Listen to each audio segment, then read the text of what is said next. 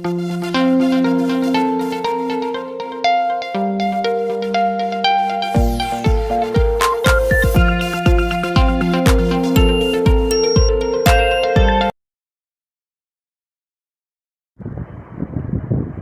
The lord. దేవునికి స్తోత్రం. దేవుని పరిశుద్ధ నామానికి మహిమ కలుగును గాక. ఆమేన్. సర్వోన్నతమైన స్థలములలో దేవునికి మహిమయు, ఆయనకి ఇష్టలైన మనుషులకు భూమి మీద సమాధానం కలుగును గాక. హల్లెలూయా. ప్రభునందు ప్రియమైనటువంటి దేవుని ప్రజలారా, ఈ దినమున కొద్ది నిమిషాలు దేవుని వాక్యాన్ని మనం ధ్యానం చేసుకుందాం. యెషయా గ్రంథము 43వ అధ్యాయము 1వ వాక్యం 2వ లైన్లో మాటను మనం చదువుకుందాం. నేను నిన్ను విమోచించి ఉన్నాను, భయపడకుము, పేరు పెట్టి నిన్ను పిలిచి ఉన్నాను, నీవు నా సొత్తు, నీవు నా సొత్తు. బైబిల్ గ్రంథంలో మీరు గమనించినట్లయితే ఈ దినమందు పరిశుద్ధాత్మ దేవుడు ఒక వాగ్దాన పూర్వకంగా ఈ మాసమందు ప్రభు ప్రత్యేకించి ఆయన మనతో మాట్లాడుతూ ఉన్నాడు.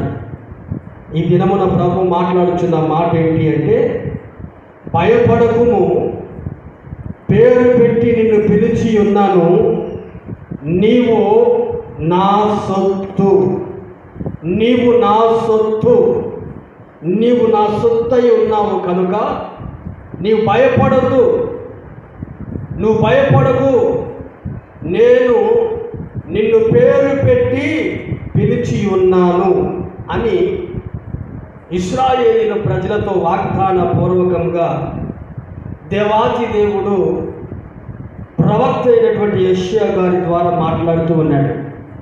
ఈ దినమున ఈ మాటలు మీరు వినుచూ ఉండగానే, ప్రభువునందు ప్రియమైనటువంటి దేవుని ప్రజలారా, దేవుని సొత్తుగా ఉంటే ఏం జరుగుద్ది అని మనం ఆలోచన చేస్తే 2వ వాక్యంలో రాయబడి ఉంది, నీవు జలములలో పడి దాటునప్పుడు నేను నీకు తోడై ఉండేదను, నదులలో పడి వెళ్ళినప్పుడు అవి నీ మీద పొర్లి పారవు, నీవు అగ్ని మధ్యను నడుచున్నప్పుడు కాలిపోవు, జ్వాలలు నిన్ను కాల్చజాలవు.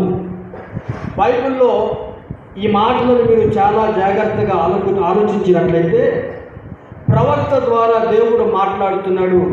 భయపడకు, నీవు నా సొత్తు అన్నాడు. దేవునికి సొత్తైన ప్రజలుగా ఉంటే దేవుడు ఎటువంటి కార్యాలు చేస్తాడు అని మనం ఆలోచించినప్పుడు, జలములలో పడి దాటినప్పుడు నేను నీకు తోడై ఉంటాను, నదులలో పడి వెళ్ళినప్పుడు అవి నీ మీద పొర్లి పారవు, నీవు అగ్ని మధ్యన నడుచున్నప్పుడు కాలిపోవు, జ్వాలలు నిన్ను కాల్చవు అని దేవుడు ఒక వాగ్దాన పూర్వకంగా ఈ మాటలు ఆయన మాట్లాడుతూ ఉన్నాడండి. ఈ రోజున ప్రభునందు ప్రియమైన దేవుని ప్రజలారా, ఈ మాటలను మీరు చాలా జాగ్రత్తగా ఆలోచించినట్లయితే ప్రభు మనతో ఆయన మాట్లాడుతున్న ఈ మాటలను మీరు ఆలోచిస్తే, జలములలో పడి దాటునప్పుడు, నదులలో పడి వెళుతున్నప్పుడు అవి నీ మీద పొర్లి పారవు, నేను నీకు తోడై ఉంటాను. ఒక దినమున మీరు గమనించినట్లయితే ప్రభునందు ప్రియమైన దేవుని ప్రజలారా, ఇశ్రాయేలీయులను దేవుడు పాలు తేనెలు ప్రవహించే దేశానికి తీసుకొని వెళ్ళిపోయే ఆ సందర్భంలో ఎర్ర సముద్రము అడ్డుగా వచ్చింది. ఎర్ర సముద్రము అడ్డుగా వచ్చింది అని వెనకేమో ఫరో సైన్యము తరుముతూ ఉంది. వెనకేమో ఫరో అతని సైన్యము ఇశ్రాయేలీయులను తరుముతూ ఉన్నారు. ముందు చూస్తేనేమో సముద్రము అడ్డుగా ఉంది.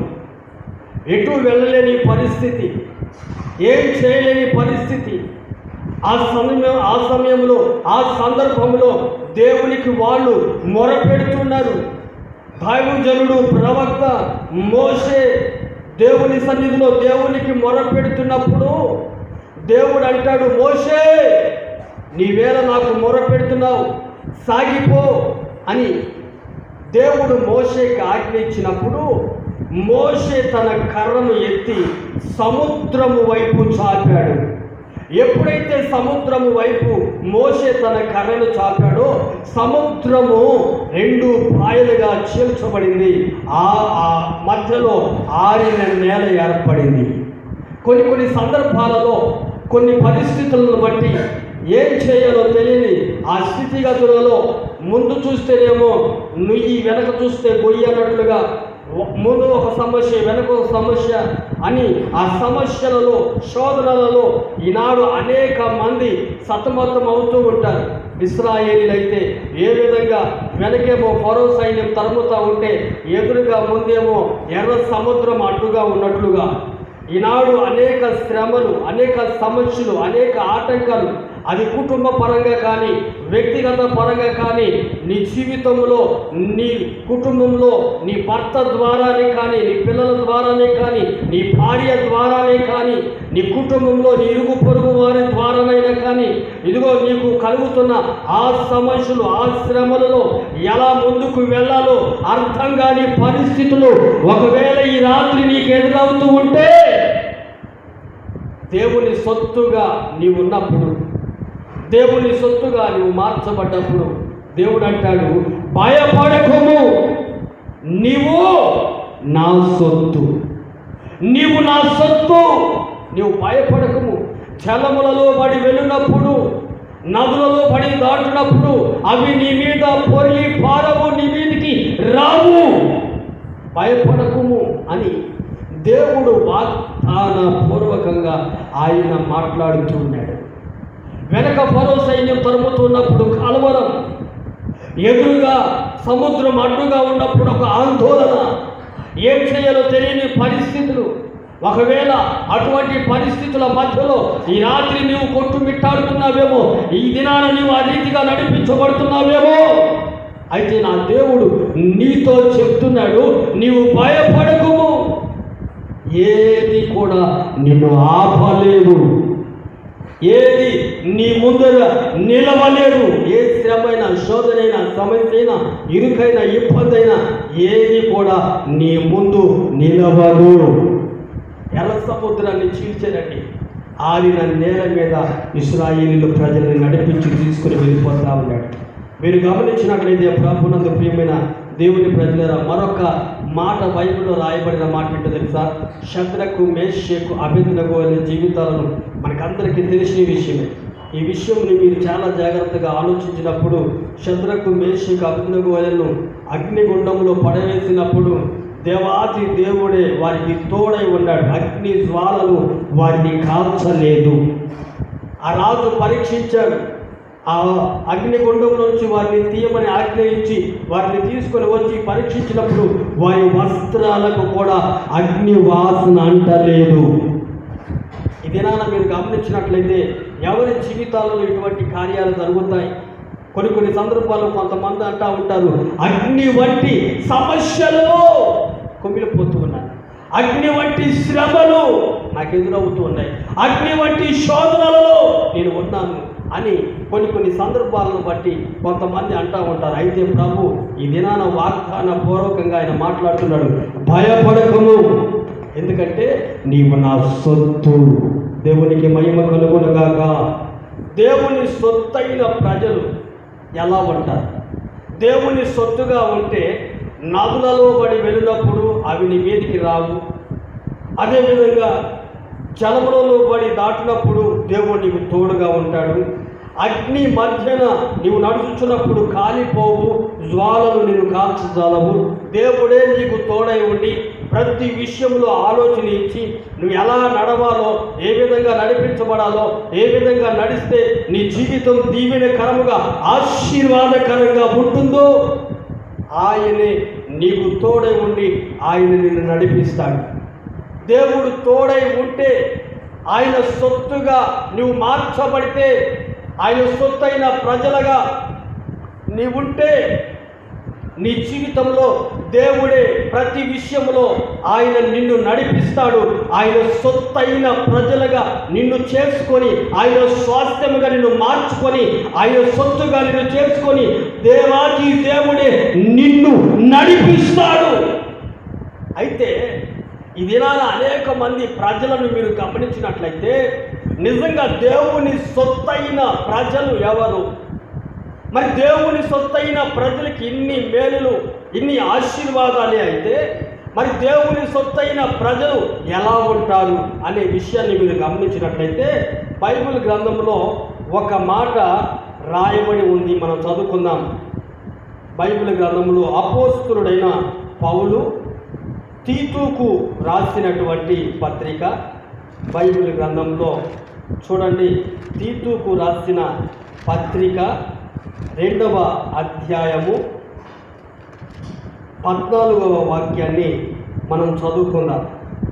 ఆయన సమస్తమైన దుర్నీతి నుండి మనలను విమోచించి సత్క్రియలయందు ఆసక్తి గల ప్రజలను తన కోసరమై పవిత్రపరచుకొని తన సొత్తుగా చేసుకొనుటకు తన్ను తానే మన కొరకు అప్పగించుకొనెను.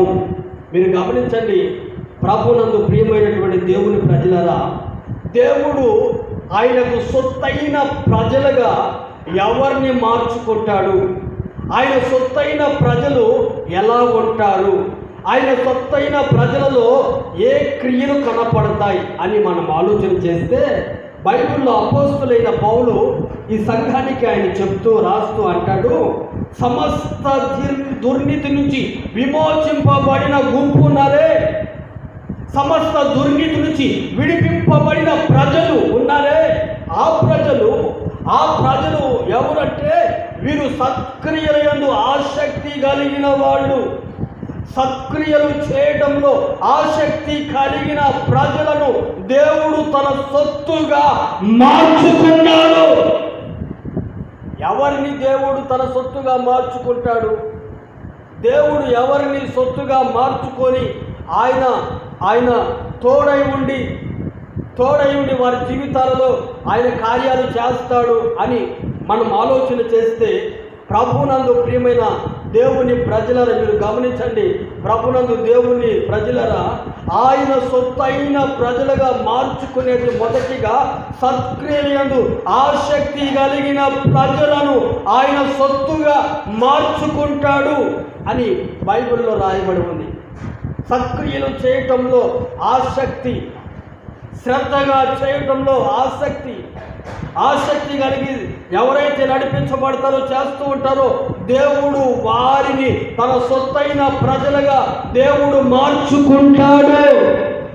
మీరు గమనించండి, ఇదే తీతుకు రాసినటువంటి పత్రిక 3వ అధ్యాయం 14వ వాక్యంలో రాయబడిన మాట, మన వారును నిష్ఫలులు కాకుండా నిమిత్తము అవసరమును బట్టి సమయోచితముగా సత్క్రియలను శ్రద్ధగా చేయుటకు నేర్చుకొనవలెను. గమనించండి, ప్రభునందు ప్రియమైనటువంటి దేవుని ప్రజలరా, నిష్ఫలులు కాకుండా, నిష్ప్రయోజకులు కాకుండా, ఉపయోగము లేని వారు కాకుండా, దేవుని రక్తములో కడగబడి అయ్యో నేను ఎందుకు దేవుణ్ణి నమ్ముకున్నాను అనేది వారి జీవితాలలో వారికి ఆలోచన కలగకుండా, దేవుడు నాకు ఏ కార్యము చేయలేదు, నేను ఏమీ చేయలేకపోతున్నాను, నా జీవితంలో ఏది జరగట్లేదు, నిష్ప్రయోజనంగా నా జీవితం, ఆత్మీయ జీవితం ఉంది అనే ఆలోచన తలంపులు రాకుండా సత్క్రియలందు ఆసక్తిగా ఉండి నడిపించబడాలి. శ్రద్ధగా చేయుటకు నేర్చుకోవాలి. కొన్ని సందర్భాలలో మీరు గమనించినట్లయితే దేవుని నమ్ముకున్నా కానీ ఏం ఉపయోగం లేదండి. దేవుడు మా జీవితాలలో ఏ కార్యం చేయట్లేదు, ఏ అద్భుతం చేయట్లేదు. దేవుడి ద్వారా మేము ఏమీ పొందుకోలేకపోతున్నాం, దేవుని ద్వారా మేము ఏం అనుభవించలేకపోతున్నాం, దేవుని ద్వారా మేము ఏమీ పొందుకోలేని అనుభవంలో స్థితిలో మేము ఉంటున్నాం అని ఈనాడు అనేక మంది నిరుత్సాహపడుతూ ఉంటారు. కృంగిపోతూ ఉంటారు. మా జీవితంలో ఏ కార్యం జరగట్లా, ఏ మేలు జరగట్లా, ఏ అద్భుతం జరగట్లా, ఎటువంటి కార్యాలు జరగట్లేదు. ఏమండి, దేవుడు అద్భుతం చేయలేడా? ఎందుకు నీ జీవితంలో జరగట్లేదు? ఎందుకు జరగలేకుండా పోయింది? నీ ఆత్మీయ జీవితం ఎందుకు నిష్ప్రయోజనంగా ఉంది? నిష్ప్రయోజనంగా మార్చబడటానికి కారణం ఏంటి? నిష్ప్రయోజనమైన భక్తి జీవితాన్ని నువ్వు చేయటానికి కారణం ఏంటి? ఎందుకు అంటే నీ జీవితంలో సత్క్రియలను శ్రద్ధగా చేయుటకు ఇంకా నువ్వు నేర్చుకోలేని అనుభవంలో నువ్వు నడిపించబడుతున్నావు. సత్క్రియలు, మంచి క్రియలు నువ్వు దేవుని సన్నిధిలో, దేవుని మందిరములో, లోకంలో ఉన్న ప్రజల మధ్యలో సత్క్రియలు, మంచి క్రియలు చేయుట ముందు నువ్వు నేర్చుకుంటే, ఆ రీతిగా నువ్వు నడిపించబడితే, ఆ రీతిగా నువ్వు మనస్సు ఉంచితే, ఆ రీతిగా నువ్వు శ్రద్ధ చూపిస్తే, దేవుడు నీ జీవితంలో నీవు నిష్ఫలులు కాకుండా, నిష్ప్రయోజకుడు కాకుండా దేవుడు నిన్ను ఆయన సొత్తుగా మార్చుకుంటాడు. దేవునికి మహిమ కలుగునగాక. ఆమేన్, హల్లెలూయా. చూడండి, పేతురు పత్రిక, మొదటి పేతురు పత్రిక, మొదటి అధ్యాయము 8వ వాక్యాన్ని మనం చదువుకుందాం. పేతురు రాసిన మొదటి పత్రిక, మొదటి అధ్యాయము 8వ వాక్యాన్ని మనం చదువుకుందాం. మీరాయనను చూడకపోయినను ఆయనను ప్రేమించుచున్నారు. ఇప్పుడు ఆయనను కన్నులారా చూడకయే విశ్వసించుచు మీ విశ్వాసమునకు ఫలమును అనగా ఆత్మరక్షణను పొందుచు చెప్పనాశక్యమును మహిమయుక్తమునైన సంతోషము గలవారై ఆనందించుచున్నారు. గమనించండి, ఎవరైతే సత్క్రియల యందు ఆసక్తి కలిగి శ్రద్ధగా చేయుటకు మనస్సుంచి ఆ విధంగా నడిపించబడతారో వారి జీవితాలలో వారు నిష్ఫలులు కారు. వారి విశ్వాసములకు తగిన ఆ ఫలమును అనగా ఆత్మరక్షణను పొందుతూ చెప్పనాశక్యము కాని మహిమయుక్తమైన ఆ సంతోషాన్ని, ఆనందాన్ని అనుభవిస్తూ నడిపించబడతారు. ఎవరైతే ఈ సత్క్రియలు చేయుట యందు నిష్ఫలులుగా మార్చబడతారో, మనస్సు ఉంచరో, సత్క్రియలు చేయటంలో శ్రద్ధ చూపరో, వారు మాత్రం వారి ఆత్మీయ జీవితాలలో నిష్ప్రయోజకులుగా, నిష్ఫలులుగా వీరు మార్చబడతారు. ఆనందం, సంతోషం వీళ్ళు అనుభవించలేరు. దేవుని కార్యాలను వీళ్ళు చూడలేరు. దేవుని అభిషేకం, ఆత్మను వీళ్ళు అనుభవించలేరు. ఆత్మ కార్యాలు వీళ్ళు అనుభవించలేరు, పొందలేరు. కారణం ఏమిటి అని మనం ఆలోచన చేస్తే, నిజంగా ప్రభునందు ప్రియమైన దేవుని ప్రజలారా, బైబిల్లో రాయబడిన మాట, ఎవరైతే సత్క్రియలు చేయుట యందు ఆసక్తి కలిగి ఉంటారో వారి జీవితాలలోనే ఈ కార్యాలు జరుగుతాయి. బైబిల్ గ్రంథంలో కొర్నేలి అనే ఒక వ్యక్తి జీవితాల్లో మనం గమనించినట్లయితే, ఆ వ్యక్తి సత్క్రియలు చేయుట యందు మనస్సు కలిగిన వాడట. బైబిల్లో రాయబడి ఉంది, అతడు ఎల్లప్పుడూ ధర్మ కార్యాలను, ప్రార్థనలను ఎల్లప్పుడూ చేయువాడు. మీరు ఆలోచించండి ప్రభునందు ప్రియమైన దేవుని ప్రజలారా. అందుకని దేవుని దూత ఆ కొర్నేలి దగ్గరకు వచ్చాడు, కొర్నేలితో మాట్లాడాడు. కొర్నేలి ఏం చేయాలో, ఎలా తన ఆత్మీయ జీవితంలో నడిపించబడాలో, ఎలా నడిపించబడితే తన ఆత్మీయ జీవితంలో ఆయన మేలులు పొందుతాడో, ఏ విధంగా తన ఇంటి వారికి రక్షణ కలుగుతుందో, తనకు రక్షణ కలుగుతుందో దేవుని దూత చేత బోధించబడి ఆ విధంగా నడిపించబడ్డాడు. నిష్ఫలులు కాకుండా, నిష్ప్రయోజనమైన భక్తి జీవితాన్ని అనుభవించకుండా, ఆ భక్తి చేస్తున్న ఆ భక్తికి ఆ ఉన్నతమైన ప్రయోజనం పొందుకున్నట్లుగా కొర్నేలి అనుభవించాడు. ఈనాడు మీరు గమనించండి, భక్తి చేస్తున్నారు, అనేక సందర్భాలను బట్టి భక్తి చేస్తున్న చాలామంది జీవితాలలో ఆ భక్తి వారి జీవితాలలో ఉపయోగం లేనిదిగా ఉంటుందా? కొన్ని సందర్భాలలో ఆ భక్తి చేస్తున్నప్పటికీ, దేవుని సన్నిధికి వస్తున్నప్పటికీ, నడిపించబడుతున్నప్పటికీ వారి జీవితాలకు నిష్ప్రయోజనమే, ఉపయోగం లేని విధంగా దేవుడు నన్ను విడిచిపెట్టాడు, మర్చిపోయాడు, ఏ అద్భుతం జరగట్లేదు, ఏ ఆలోచన రావట్లేదు, ఏం చేయాలో అర్థం కావట్లేదు, కొన్ని శ్రమలను బట్టి, సమస్యలను బట్టి, ఆత్మీయ జీవితాన్ని బట్టి, కుటుంబాన్ని బట్టి, పిల్లలను బట్టి, వ్యక్తిగత జీవితాలను బట్టి ఏం చేయాలో అర్థం కాని పరిస్థితులలో ఈనాడు అనేక మంది కొట్టుమిట్టాడుతున్నారు.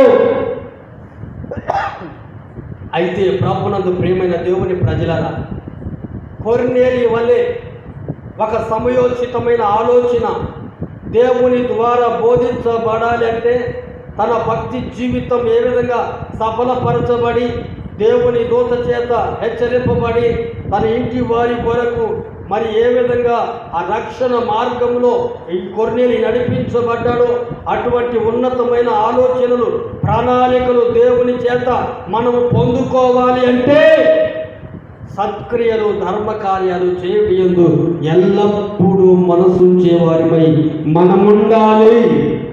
దేవునికి మహిమ కలుగునుగాక. ఆమేన్. హల్లెలూయా. బైబిల్ గ్రంథంలో మరి మీరు గమనించినట్లయితే ప్రభునందు ప్రియమైనటువంటి దేవుని ప్రజలరా, చూడండి, ఫిలిప్పీలకు రాసిన పత్రిక 1వ అధ్యాయము 3వ వాక్యంలో మీరు గమనించినట్లయితే,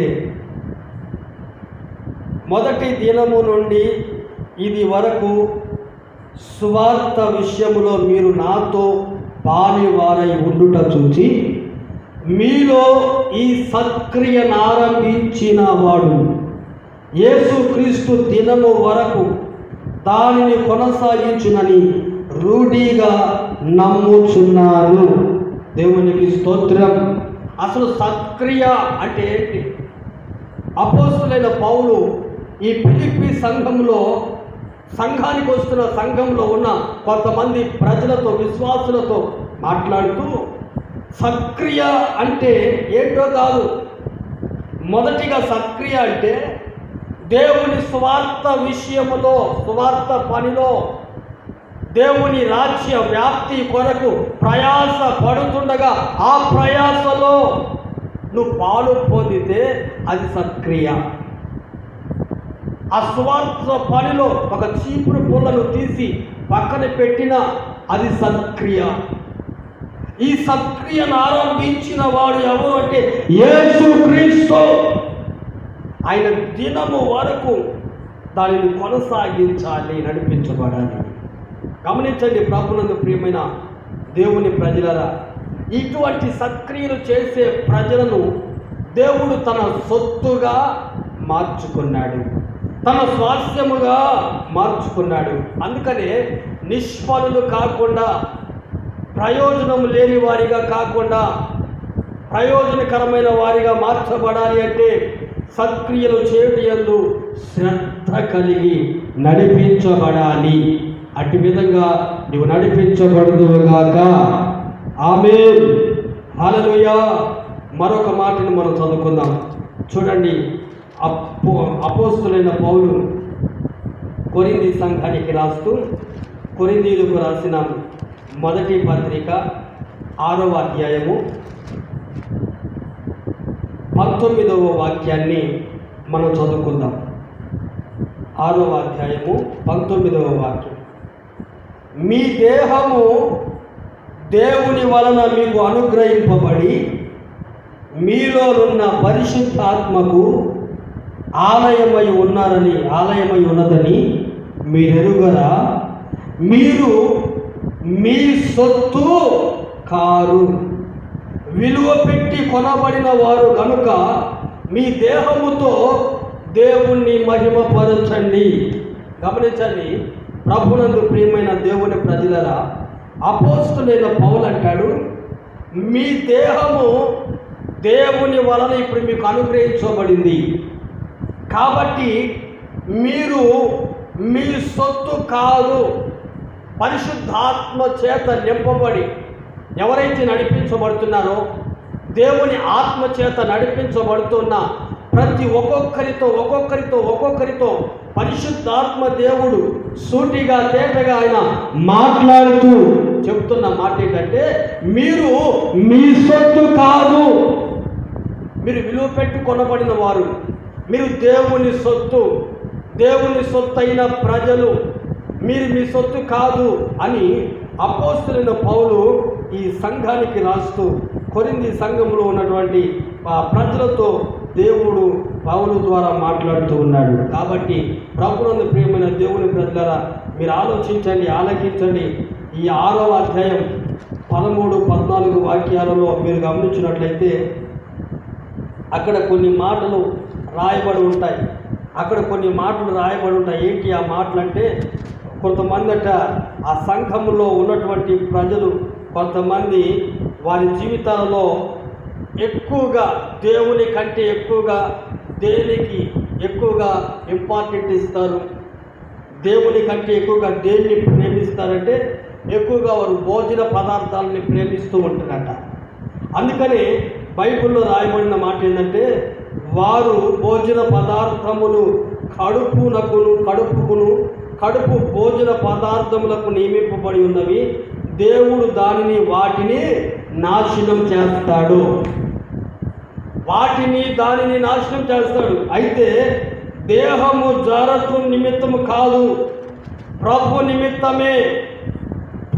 నిమిత్తమై మనం పరిశుద్ధంగా ఉండాలి, ప్రభు నిమిత్తమై ప్రత్యేకించబడాలి, ప్రభు నిమిత్తమై ప్రత్యేకమైన జీవితాన్ని కలిగి నడిపించబడాలి.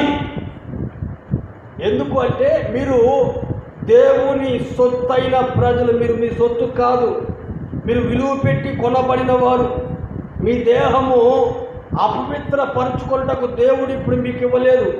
మీ దేహము ఇప్పుడు దేవుని ఆలయమై ఉన్నది, దేవుడు మీలో నివసిస్తున్నాడు. కాబట్టి ఆయన అమూల్యమైన రక్తమును ఆయన కార్చి ఆయన కొన్నాడు, విలువ పెట్టి కొన్నాడు, ఆయన సొత్తుగా నిన్ను మార్చుకున్నాడు. కాబట్టి నీ దేహాన్ని పరిశుద్ధంగా నువ్వు కాపాడుకోవాలి. నీ శరీరానికి కలిగిన ఆ మలినం, నీ ఆత్మకు కలిగిన ఆ మలినాల్ని నువ్వు తొలగించుకోవాలి. అందుకనే ఒకనొక సందర్భంలో దానియేలు జీవితంలో మీరు గమనించినట్లయితే రాజ్య భోజనాన్ని తీసుకుని వెళ్ళి పెట్టారట. రాజ్య భోజనాన్ని తీసుకుని వెళ్ళి పెడితే అక్కడ ఉన్నటువంటి దానియేలు అంటాడు, ఈ ఆహారాన్ని నేను తిని నేను అపవిత్రపరచుకోను అని చెప్తాడు. ఎందుకు? రాజభోజనం తింటే ఇది రాజులు సేవించేది, రాజులు తినేది. ఇటువంటి భోజనం దొరకాలంటే ఎంతో అదృష్టం ఉండాలి, ఎంతో ధన్యత ఉండాలి. కాబట్టి మీ కొరకు ఏర్పాటు చేసిన ఈ రాజ్య భోజనాన్ని మీరు తినండి అని అక్కడ ఉన్నటువంటి అధికారి చెప్తే దానియేలు అంటాడు, ఈ భోజనాన్ని నేను తిని నా శరీరమును నేను అపవిత్రపరచుకోను. తాను ప్రత్యేకించుకున్నాడు. తాను అపవిత్రుడు కాకుండానట్లుగా తన ఆత్మీయ జీవితంలో ఏదైతే ముట్టకూడదో దానిని మాత్రం ముట్టలేదు. ఈ దినాన మీరు గమనించినట్లయితే ప్రభువునందు ప్రియమైనటువంటి దేవుని ప్రజలరా, కొన్ని సందర్భాలను బట్టి కొంతమంది వారి శరీరాలని తినేదాని దగ్గర, మరి త్రాగేదాని దగ్గర వారి జీవితాలను, శరీరాలని అపవిత్రపరుచుకొని దేవునికి దూరముగా మార్చబడుతూ ఉంటారు. ఈ రోజున మీరు గమనించినట్లయితే ప్రభువునందు ప్రియమైనటువంటి దేవుని ప్రజలరా, రెండవదిగా దేవుడు అంటాడు, ఇదిగో ఈ శరీరం, ఈ దేహం మీది కాదు, దేవుని సొత్తు. కాబట్టి మీ దేహముతో మీరు దేవుణ్ణి మహిమపరిచే వారిగా మీరు ఉండాలి. దేవునికి మహిమ కలుగునుగాక. హల్లెలూయా, ఆమేన్, హల్లెలూయా. చూడండి, మరొక మాటను మనం గమనించినట్లయితే పేతురు రాసినటువంటి మొదటి పత్రిక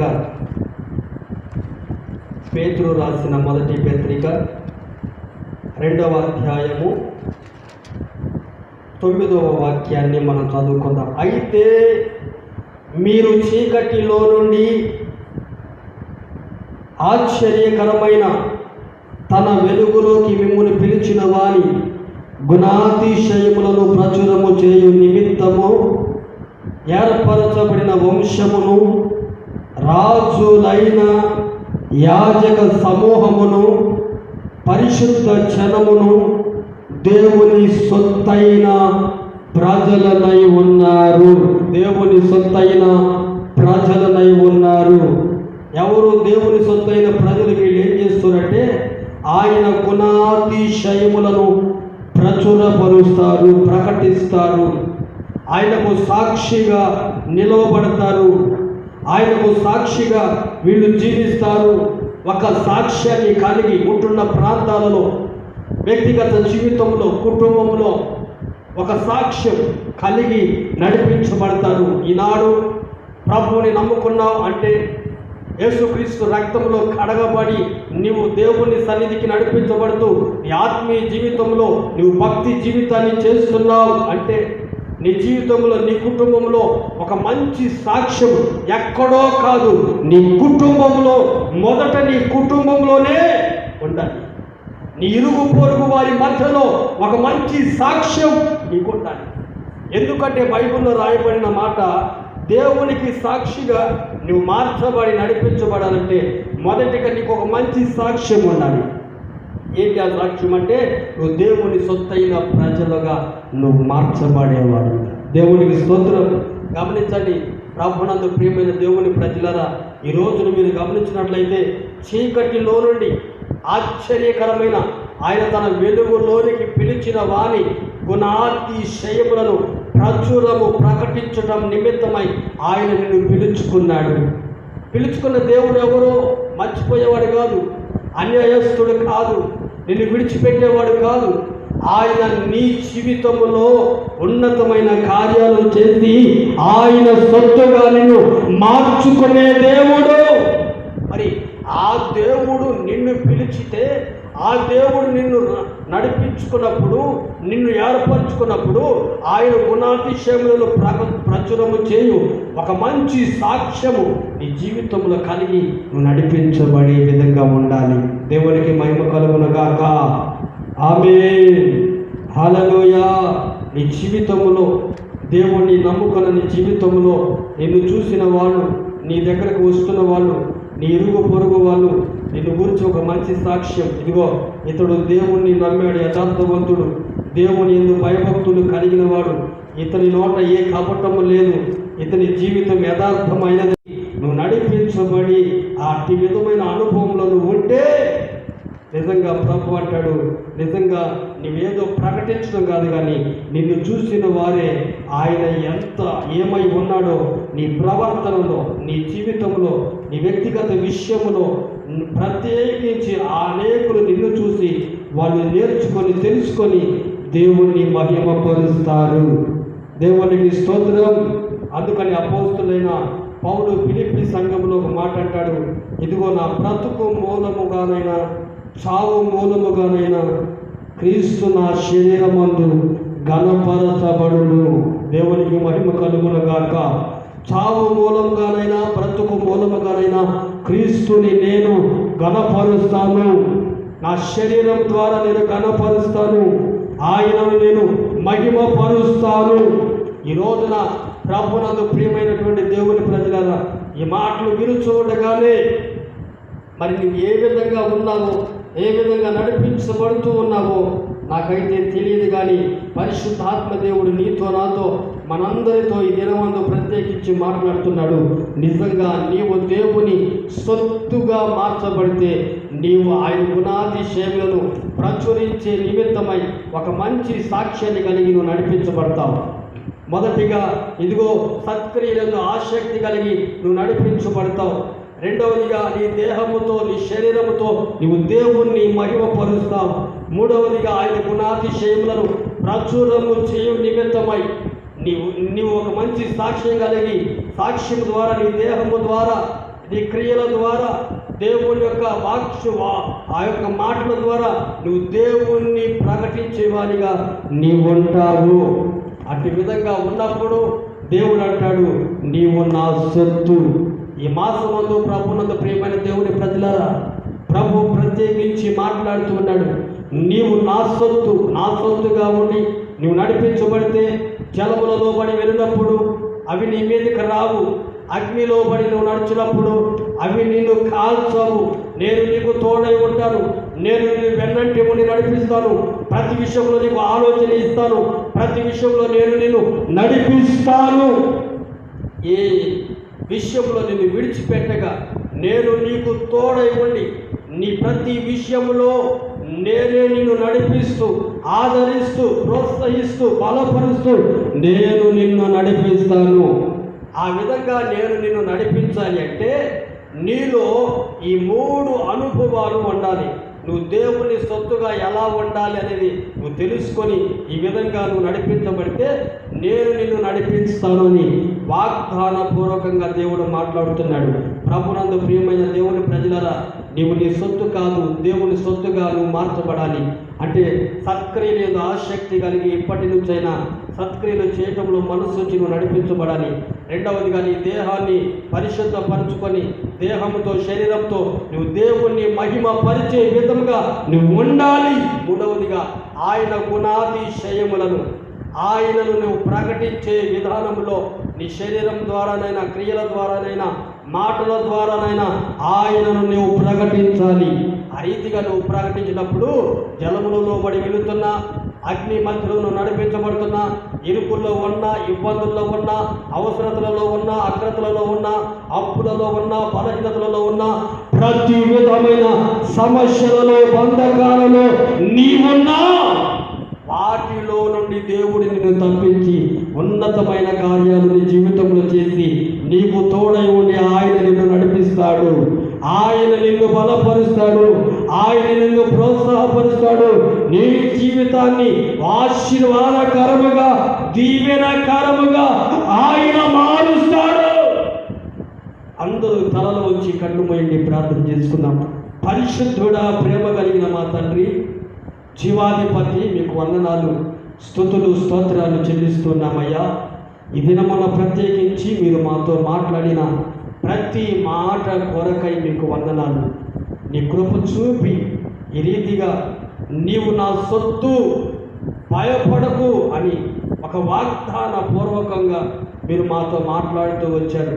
మాకు కలిగిన ఇబ్బందులలో, అవసరతలలో, అక్రతలలో, అనారోగ్య సమస్యలలో, మాకున్న బలహీనతలను బట్టి, సమస్యలను బట్టి కృంగిపోతున్న ఆ సందర్భాలలో నీవు తోడై ఉన్నాను, మేము మీ సొత్తు అని ఒక వాగ్దాన పూర్వకముగా ఈ దినాన్ని మీరు మాతో మాట్లాడుతూ వచ్చిన ప్రతి మాట కొరకై పరిశుద్ధాత్ముడా మీకు వందనాలు, స్తుతులు, స్తోత్రమయ్యా. ఈ చెప్పబడిన ప్రతి మాటలు మా జీవితాలలో నీరు కట్టి ఫలింపజేయండి. మీ సొత్తుగా మేము మార్చబడి సత్క్రియలు చేయడంలో శ్రద్ధ కలిగి, అదేవిధంగా మా దేహాలతో మిమ్మల్ని మహిమపరుస్తూ ప్రభువా, మా యొక్క క్రియల ద్వారా, మాటల ద్వారా మిమ్మల్ని ప్రకటించే వారిగా నేను ఉన్నట్లుగా సహాయం చేసి మీరు మహిమ పొందుకోవడమని ఈ మాటలు విడుచున్న ప్రతి ఒక్కరి జీవితాలను ఉన్నతంగా మీరు దీవించి ఆశీర్వదించమని యేసు నామాన అడుగుతున్నాము తండ్రి. ఆమేన్, ఆమేన్. అందరికీ వందనాలు, దేవునికి స్తోత్రాలు.